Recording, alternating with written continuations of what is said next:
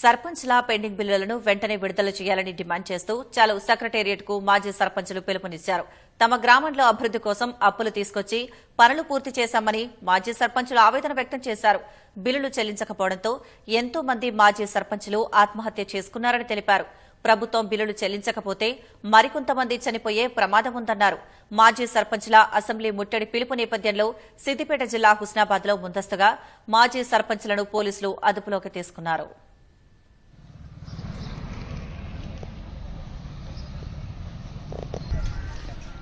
నిన్నటి నుంచి రాష్ట్ర వ్యాప్తంగా సర్పంచ్ అందరూ కూడా సొంతం